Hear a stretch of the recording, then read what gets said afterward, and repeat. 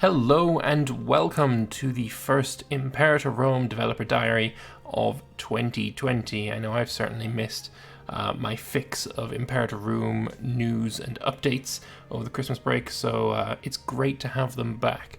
So how about we just dive into it? And this one is by Archimedes, who became the game director of Imperator after Johan moved back to EU4. So, greetings, my thanks for bearing with us over the holidays. The team has had a good break. We're back and ready to begin the 1.4 Archimedes update for Imperator Rome.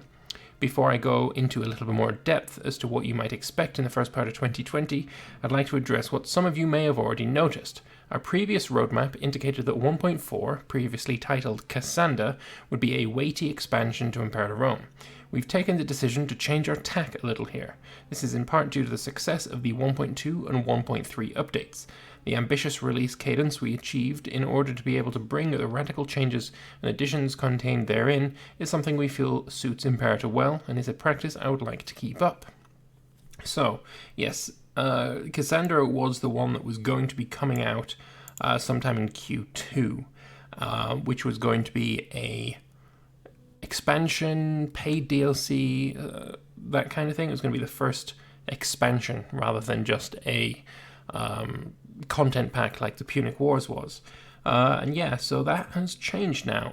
But changing the name sort of implies that this kind of expansion, bigger thing is just being moved back.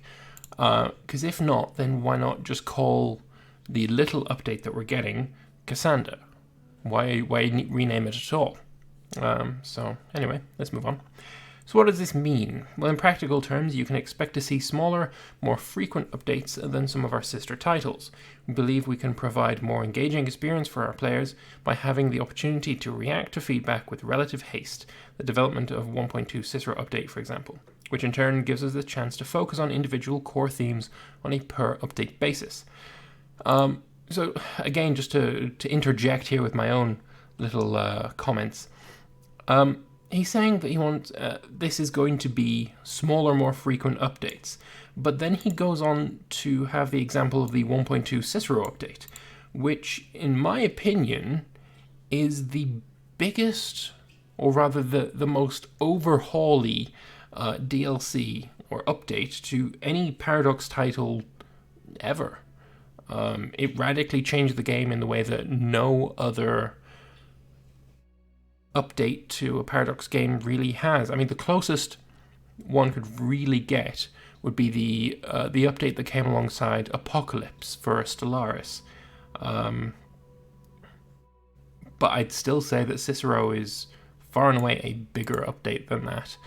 And even with the latest one, Livy, I'd say that's around about the same level as Apocalypse, but I don't see... I can't really describe Cicero as smaller. Certainly not. I mean, if they're smaller than the regular expansions we see for other titles, no. Just no. The expansions... I mean, I guess maybe you're sort of seeing the difference between an expansion, a paid DLC, and the update side. Maybe that's where I'm getting a little bit muddled up, but yeah, I just don't see this word being all that accurate. Anyway, let's just move on. Does more updates mean more paid DLC than we're used to on insert Paradox title here? Simply put, no. As we'll be producing more frequent updates, not all of them will have a price tag. Content packs accompanying free updates is a model I believe serves us well and gives players the greatest amount of choice and flexibility as to how they spend their money. This is something that I interviewed them about back at PDXCon. I interviewed Archeo and I also interviewed Johan. And Johan specifically said that he was of the opinion that having, big mechanical changes in a DLC that you have to pay for really isn't a great model, or it's a model that he doesn't want to have in Imperator. And I mean, Johan's moved away from Imperator now, but it seems that Archeo certainly agrees with that philosophy, so that's a really good thing. So yeah, having more sort of flavor content packs that you pay for to pay for the development of the big, meaty mechanical changes like we saw in Cicero and Livy. I'm all for that system. I think that's a great model, personally speaking. All right. Does this mean Imperator is dead? Fuck me, I've seen this comment so many times. Imperator is dead, Imperator is dead. It's not dead. And like, I can think of several people that this is directly aimed at. Or not directly aimed at, but it applies to several people I know, and just, ugh. I see it so frequently. It's so annoying. No, it's not dead. It's fantastic. Absolutely not. We're committed to Imperator. We believe there is a huge potential in both the era and the game. Indeed, the Imperator Rome team seems to have mysteriously grown over the holidays. I've preempted these questions and I expect some of you to have more. I'll do my best to answer those, which I can in this thread. And to see the team grow as well is also a great thing. Something that is always nice. More people to work on it means that, you're not going to hire somebody to work on a game you plan to drop. So, yeah, more people is great. Moving on, we come to the subject of 2020. I wanted to give you an update as to our plans for the first few updates of this year. However, before I do, I must stress that any and all plans are subject to change. The level of communication and feedback we've had with you on our previous updates makes me confident that transparency is the only way forward here, but it should be with the understanding that the realities of development sometimes hit unexpected turns. To aid our planning, we've split each update cycle into something we're calling a season. Giving each season a rough theme allows us to better focus on key parts of the game in need of improvement without committing to a more discrete number of updates and releases. So, Season 1 is going to be religion and culture. That is what we're going to be getting in the next couple of updates. So, first off, we have Archimedes. My intention is that Archimedes update will focus heavily on expanding the religious gameplay options. We'll be overhauling omens, allowing and promoting hybridization of religions and pantheons, the dedication of holy sites, and many more features tied to the religious theming of the Archimedes update. In addition, we'll be taking some time to rework characters' loyalty as a more organic system and squashing some oft-requested minor features. Ooh, now that is quite meaty. If I'm honest, I think there are parts of the game that would be better served by an overhaul or by an update over religion and culture, but I can certainly see why religion and culture are being focused on. One of the biggest complaints is the game lacks flavor.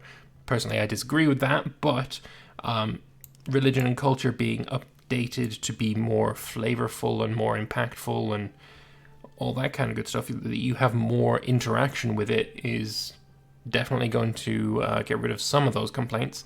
And yeah, I like this quite a bit. So, overhauling omens. Omens right now are a little bit iffy. You generally don't use more than one or two different types. Like if you have one for aggressive expansion reduction, you choose that one if you've got a ton of aggressive expansion. The Greeks have the national tax, so you choose that at the start of the game when you need money the most. There's definitely some omens that you just never end up picking, because why would you? There are better ones there, and they're kind of bland. You click it and you've now got this bonus, this modifier for a few years, and then you pick another one, or you pick the same one again, and there's no flavor there. So overhauling omens, fantastic. Allowing and promoting hybridization of religions and pantheons. Another big complaint about Imperator Rome right now is the Rome itself, and a lot of most of the Italian peninsula, other than the part owned by Carthage, if you include Sicily as part of the Italian peninsula, whatever, is all Hellenic. And while the Roman religion was in a way Hellenic, their pantheon of gods was different. Instead of Zeus, you had Jupiter. Instead of Ares, you had Mars, etc., etc. So while the omens do sort of allow for that by changing the omen that you're getting, so instead of the omen of Mars, you would have the omen of, Aries, that kind of thing. But that's really not enough, and it would be nice to have them be a separate religion, but linked at the same time. And I think maybe hybridization of religions sort of could allow for that. We'll see. I mean, I'm excited to see how it works out. Dedication of holy sites. So, Oracle of Delphi, that kind of thing. We saw a little bit of it with the Livy update, where there are holy sites in the mission tree, like Pearl of Macedonia, for example. That mission tree has you build a holy site near Thessalonica or Thessaly. I can't remember what the exact territory is, but you have to build a holy site there, build 3 temples, that kind of thing. Expanding on that, love it, fantastic. And more features tied to the religious theming of the Archimedes update. More features, always nice. Reworking character loyalty as a more organic system. I'm unsure as to how they're going to do that, but I'm always in favor of it. I guess just seeing numbers and seeing exactly which modifiers you can, you influence is a little bit gamey. Like, I don't know how loyal you are. If I'm the king, I should be questioning your loyalty, not knowing exactly what number your loyalty is at. It feels a little bit iffy to me, but that's part of my big gripe with the game, is knowing every number ever, and I'm not. That's a minority opinion, let's say. And squashing some oft-requested minor features. Trade spam is trade spam. Some other things are there as well, but yeah, that's going to be trade spam. I've spent so much time talking about Archimedes, let's move on to Menander.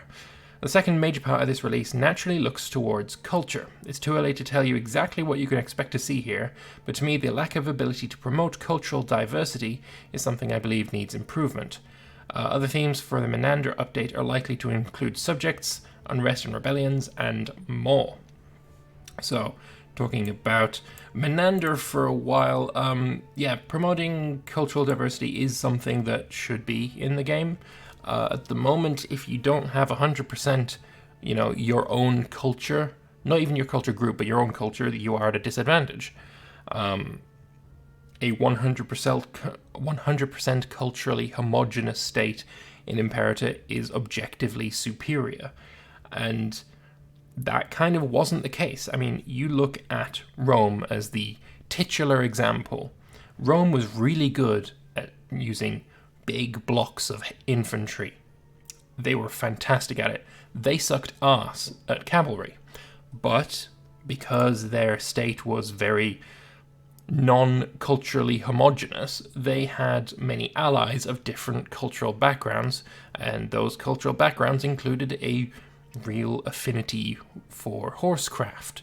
Is that a word, horsecraft? It is now, anyway. So they had their allies bring them many horsemen to use in their armies. And that was the case for a long time, right up until, I want to say when they started using cataphracts and stuff. But it was certainly until the Imperial era or afterwards, they were just using allied cavalry rather than their own homegrown, home-trained, Roman cavalry. I mean, they did exist as well, but they weren't the big focus anyway.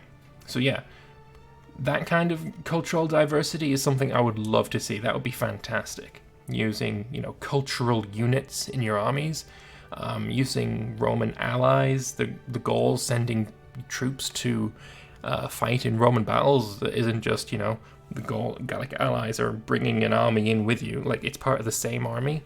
Like, I'd love to see that. That would be fantastic. So, yes, fantastic. I love it. Or I will love it if that's the thing, but we'll see what happens there. Does this mean you won't touch Feature X until it's part of a season? Not necessarily. Themes and seasons are a focus, not a restriction. So that means that the aforementioned trade that I want to see overhauled might be part of Archimedes or Menander, and I kind of really hope that it is. Yeah, I really do think trade is something that does need to be looked at, so it's nice that it might be here. Anyway, moving on. What is after Season 1? Well, it's a little early to say. However, what I can do is give you the intended theme for Season 2. Warfare. That's interesting. I never really thought of warfare as something that really needed to be laser focused in on. There are, again, multiple areas that I think should be looked at first, but, maybe Archeo has a real vision for what he wants warfare to look like, and, Season 2 could be the perfect place to put that kind of update. So we'll have to wait and see what he wants to change to warfare, and I'm looking forward to seeing what that is. Anyway, to conclude, I'm aware that many of you like meaty, detailed dev diaries that explain features on a mechanical level. This is not something we've forgotten, and next week we'll dive into the details of the Archimedes update to look at deities and pantheons in Archeo. Also, as we lack any exciting screenshots to show you due to the recent holidays, felt it would be a good time to prove that the Team Imperator is also Team Cat, featuring an assortment of Team Cats. So if you like cats, there's a bunch of cats, and there's a bunch more cats. Lovely. So, I would love to know what you guys think of this dev diary. It's an interesting one. Certainly the change in direction, it was always kind of, I wouldn't say obvious, but expected, or, there's a new guy in charge. Obviously, he's not going to have the exact same vision as the old guy that was in charge. So some changes were pretty obviously going to happen. But this seems like a very, very big change. And I wish Archeo the best of luck with it. I hope it works out fantastically well. Anyway, again, I'd love to see what you guys think, so please do leave your comments in the comment section below. If you like the video, hit like button, and if you want to keep up to date with all the Imperator news and updates, then subscribe, because I'm going to do them all. I'll see you next time. Bye-bye.